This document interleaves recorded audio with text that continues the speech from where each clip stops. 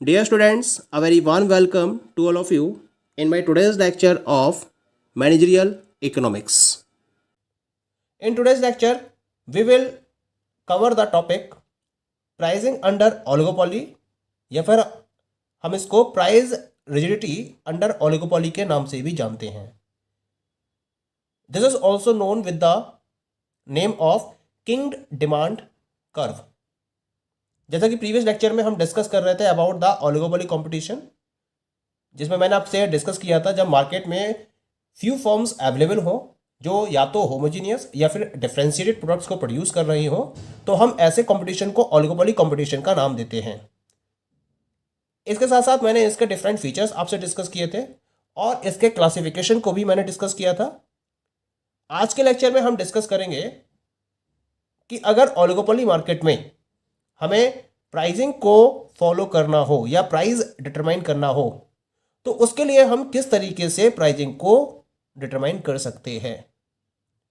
Oligopoly market एक ऐसी market situation होती है जिसमें फ्यू फर्म्स ऑपरेट कर रही होती हैं. अगर होमोजीनियस प्रोडक्ट के साथ में ऑपरेट कर रहे हैं तो ऑब्वियसली उनके प्रोडक्ट के प्राइस सेम होंगे और वो एक ही प्राइस पर अपने प्रोडक्ट को सेल कर रही होंगी. तो यहां हम उस पर्टिकुलर होमोजीनियस सिचुएशन की डिस्कशन करेंगे जहां मार्केट में प्राइस रिजिडिटी को फॉलो किया जाता है. प्राइस रिजिडिटी का मतलब क्या है कि जो पर्टिकुलर मार्केट में एक प्राइस पर फर्म्स अपने प्रोडक्ट को सेल कर रही हैं उसी प्राइस पर वो अपने प्रोडक्ट को सेल करती रहती हैं. और ये जो पर्टिकुलर प्राइस है वो किंक के बेसिस पर डिटरमाइन किया जाता है. इसी वजह से इसको हम किंग डिमांड कर्व का नाम देते हैं. अब ये किंक किस तरीके से डिटरमाइन की जाती है, तो इसके लिए पॉल स्विजी ने एक प्राइस रिजिडिटी थ्योरी को प्रोपाउंड किया था और इनके according the demand curve facing an oligopolist has a kink at the current price. It means a kinked demand curve occurs when the demand curve is not a straight line but has a different elasticity for higher and lower prices. Sweezy के according एक oligopoly firm का जो demand curve होता है वो इनडिटरमिनेंट होता है. जैसा कि हमने इसकी फीचर्स में भी डिस्कस किया था that an oligopoly firm is having indeterminate demand curve, यानी कि कोई भी फिक्स कर्व नहीं होता है इसका. यानी कि अगर मार्केट में प्राइसेस हाई है तो इसके अकॉर्डिंग कर्व अलग होगा और अगर प्राइसेस लो है तो इसके अकॉर्डिंग कर्व अलग होगा. तो जब हम इन दोनों पर्टिकुलर कर्व को एक प्लेटफॉर्म पर ड्रॉ करते हैं तो ये दोनों जो कर्व है वो एक पर्टिकुलर पॉइंट पर इंटरसेक्ट करते हैं. तो जिस पर्टिकुलर पॉइंट पर ये इंटरसेक्ट करेंगे उसे हम किंक का नाम देते हैं, that is known as the kink.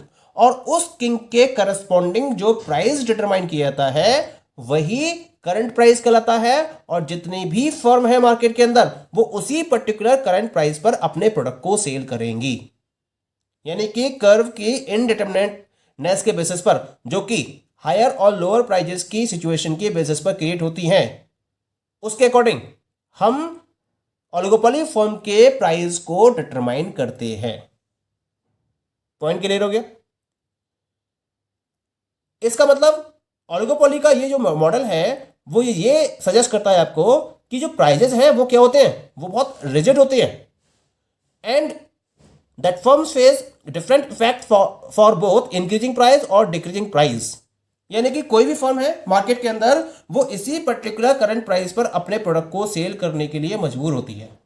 ना तो वो इससे ज्यादा प्राइस पर और ना ही इससे कम प्राइस पर अपने प्रोडक्ट को सेल करने की पोजीशन में होती है, क्योंकि अगर वो ऐसा करती है तो इसका एडवर्स इफेक्ट उसे फेस करना पड़ेगा. क्या क्या इफेक्ट होंगे, पहले हम इन दोनों इफेक्ट्स को स्टडी कर लेते हैं. सबसे पहले हम बात करते हैं इंपैक्ट ऑफ प्राइस राइज की. Just suppose that all the firms in the market are selling at a current price and one of the firm among these firms increases the price of its product. Suppose करते हैं कि इन सारी firms में से एक firm अपने product के price को इंक्रीज कर देती है. अब अगर वो अपने प्रोडक्ट के प्राइस को इंक्रीज करेगी तो इसका मतलब क्या होगा ये अपने राइवल्स के कंपैरिजन में ज़्यादा एक्सपेंसिव हो जाएगी, यानी कि इसके प्रोडक्ट्स कॉस्टलियर हो जाएंगे in comparison to its rivals. क्या इम्पैक्ट पड़ेगा? जो इसके कंज्यूमर्स हैं वो राइवल्स की तरफ स्विच कर जाएंगे, यानी कि इसका प्रोडक्ट मार्केट में महंगा हो गया, एक्सपेंसिव हो गया, और इसके एक्सपेंसिव प्रोडक्ट की वजह से जो इसके कंज्यूमर्स हैं वो इसके कॉम्पिटिटर्स के प्रोडक्ट को परचेज करना स्टार्ट कर देंगे। जब स्टार्ट कर देंगे इसका मतलब क्या होगा? इसके जो प्रोडक्ट की डिमांड है वो डाउन होना स्टार्ट हो जाएगी। There will be a significant fall in demand of the product of the firm, क्योंकि अब जो डिमांड कर्व है वो कैसा हो जाएगा? वो इलास्टिक हो जाएगा। यानी कि जब अपने प्रोडक्ट के प्राइस को कोई भी फर्म इंक्रीज करती है तो वो इलास्टिक डिमांड कर्व की सिचुएशन को फॉलो कर रही है, और इलास्टिसिटी के कॉन्सेप्ट के अकॉर्डिंग जब फर्म अपने प्रोडक्ट के प्राइस को बढ़ाएगी तो उसकी डिमांड क्या होगी? वो बहुत तेजी से कम होगी। प्राइस में तो वो थोड़ा बहुत चेंज करेगी, लेकिन जो क्वांटिटी डिमांडेड में डिक्रीमेंट होगा वो बहुत ज्यादा होगा। इसका मतलब जो इंक्रीजिंग फर्म है उसका रेवेन्यू कम होना स्टार्ट हो जाएगा। ये तो बात होगी प्राइस राइज की, यानी कि कोई भी फर्म प्राइस को इंक्रीज करने का रिस्क नहीं लेगी। अब दूसरी बात करते हैं, प्राइस को कट करने का क्या इंपैक्ट होगा। तो यहां हम बात करते हैं इंपैक्ट ऑफ प्राइस कट की। इंपैक्ट ऑफ प्राइस कट, मान लीजिए कि एक फर्म है जिसने अपने प्रोडक्ट के प्राइस को कट कर दिया in a short period of time. अब क्या होगा? शॉर्ट पीरियड ऑफ टाइम में इसके प्रोडक्ट की डिमांड तो इंक्रीज हो जाएगी, क्योंकि अब उसका प्रोडक्ट जो है वो इसके कॉम्पिटिटर्स के कंपैरिजन में कैसा है? इट इज लेस एक्सपेंसिव, और लेस एक्सपेंसिव होने की वजह से अब इसके प्रोडक्ट की डिमांड मार्केट में शॉर्ट पीरियड के लिए तो इंक्रीज हो जाएगी। लेकिन क्या होगा? जो राइवल्स हैं उनके प्रोडक्ट की सेल कम हो जाएगी और उनका रेवेन्यू कम हो जाएगा। अब वो अपने प्रोडक्ट की सेल को अगर इंक्रीज करेंगे तो इसके लिए उन्हें क्या करना पड़ेगा? उन्हें अपने पर्टिकुलर प्रोडक्ट के प्राइस को भी कम करना पड़ेगा। जो पर्टिकुलर फर्म ने अपने प्रोडक्ट के प्राइस कम किए हैं उसको देखते हुए जो बाकी की कॉम्पिटिटिव फर्म्स है मार्केट के अंदर, ये जो राइवल्स फर्म्स हैं, वो राइवल फर्म्स भी क्या करेंगी? वो भी अपने प्रोडक्ट के प्राइस को कट कर देंगी, और इससे क्या होगा? जो उनके कस्टमर्स है वो अगेन उनके पास वापस आ जाएंगे, और जो फर्म जिसने शुरुआत करी थी प्राइस कट को करने की वो मार्केट का प्रॉपर एडवांटेज नहीं ले पाएगा। तो यहां कौन सी सिचुएशन क्रिएट हो जाएगी? इन इलास्टिक डिमांड कर्व, यानी कि वो फर्म अपने प्रोडक्ट के प्राइस में तो चेंज करेगी लेकिन क्वांटिटी डिमांडेड में बहुत ज्यादा चेंज नहीं होगा। तो यहां जो फर्म फेस करेगी वो कैसे डिमांड कर्व फेस करेगी? इन इलास्टिक डिमांड कर्व को फेस करेगी। इसका मतलब प्राइस को कट करने का उसे कोई भी एडवांटेज नहीं मिल पाएगा। पॉइंट क्लियर होगा?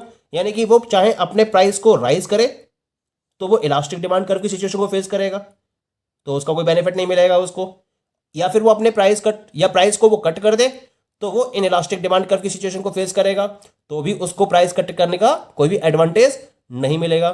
इसका मतलब प्राइस क्या रहते हैं? रिजिड रहते हैं, और इस रिजिड प्राइस पर ही सारी ओलिगोपोली फर्म्स को अपने प्रोडक्ट को सेल करना होता है। पॉइंट क्लियर हो गया? अब इस प्राइस रिजिडिटी को हम इस पर्टिकुलर डायग्राम के हेल्प से आसानी से समझ सकते हैं। What you looking in the diagram? यहां मैंने एक डायग्राम रिप्रेजेंट किया है जो किंग्ड डिमांड कर्व की सिचुएशन को प्रॉपर्ली रिप्रेजेंट कर रहा है। एक्स एक्सिस पर मैंने आउटपुट को रिप्रेजेंट किया है और वाई एक्सिस पर मैंने प्राइस को डिटरमाइन किया है। Okay, this is the elastic demand curve, ठीक है, and this is the inelastic demand curve. और जब मैंने इन दोनों कर्व्स को कंबाइन किया तो ये एक पर्टिकुलर पॉइंट के पर इंटरसेक्ट कर रहे हैं। This point K is known as the kink, और इस कंबाइंड कर्व को हम नाम देते हैं AR curve of the oligopoly firm. ये कैसे दिख रहा है आपको? This is the indeterminate demand curve of the oligopoly market, and this is the marginal revenue curve, this one and this one. ये जो मार्जिनल रेवेन्यू कर्व है वो इस एवरेज रेवेन्यू कर्व के रेफरेंस में है, और ये जो एवरेज रेवेन्यू कर्व है इसके रेफरेंस में this one is the marginal revenue curve. तो इनके बीच में एक स्ट्रेट लाइन मैंने यहां पर ड्रॉ कर रखी है, ठीक है, ये किंग्ड कर्व यानी कि जो किंग पॉइंट है उसके बेसिस पर डिटरमाइन किया जाता है। तो this is the combined marginal revenue curve of the oligopoly market and this is the combined average revenue curve of the oligopoly market. अब हमें जब इक्विलिब्रियम पॉइंट को डिटरमाइन करना होता है तो उसके लिए हमें मार्जिनल कॉस्ट की रिक्वायरमेंट होती है। तो यहां पर हमने एक मार्जिनल कॉस्ट कर्व लिया है MC1। इस MC1 के according it is intersecting it at the point this one, क्योंकि ये कंबाइंड मार्जिनल रेवेन्यू कर्व है और इस कंबाइंड मार्जिनल रेवेन्यू कर्व को ये इस पॉइंट पर इंटरसेक्ट कर रहा है। या हम मार्जिनल कॉस्ट कर्व लें MC2 तो ये भी इसको इस पॉइंट पर इंटरसेक्ट करेगा, या फिर हम मार्जिनल कॉस्ट या हम MC3 कर्व लें तो भी ये इस पॉइंट पर इंटरसेक्ट करेगा। तो इस तरीके से A और B के बीच में जितने भी हम मार्जिनल कॉस्ट कर्व को डिटरमाइन करेंगे हर किसी का पॉइंट ऑफ इंटरसेक्शन एक ही लाइन पर होगा, और इसके अकॉर्डिंग जब हम इसको परपेंडिकुलर के बेसिस पर ड्रॉ करेंगे तो ये K पॉइंट पर ही जाकर कनेक्ट होगा। और जब इस K पॉइंट के करस्पॉन्डिंग हम एक प्राइस को डिटरमाइन करेंगे तो this price OP is known as the current price of the market. यानी जितनी भी ओलिगोपोली फर्म है वो क्या करेंगी, इसी पर्टिकुलर प्राइस पर अपने प्रोडक्ट को सेल करेंगी। अब देख लिए, अगर कोई फर्म इस प्राइस से ज्यादा अपने प्रोडक्ट के प्राइस करती है तो वो ऑटोमेटिकली कहां जाएगी, इलास्टिक कर्व पर आ जाएगी। और जब इलास्टिक कर्व पर आ जाएगी तो इसके प्रोडक्ट की सेल क्या हो जाएगी, एकदम से डाउन हो जाएगी। लेकिन अगर ये कोई फर्म अपने प्रोडक्ट के प्राइस को कम करेगी तो ये कहां जाएगी, ये इस इनइलास्टिक कर्व पर आ जाएगी। देखा ना, demand inelastic for price decrease.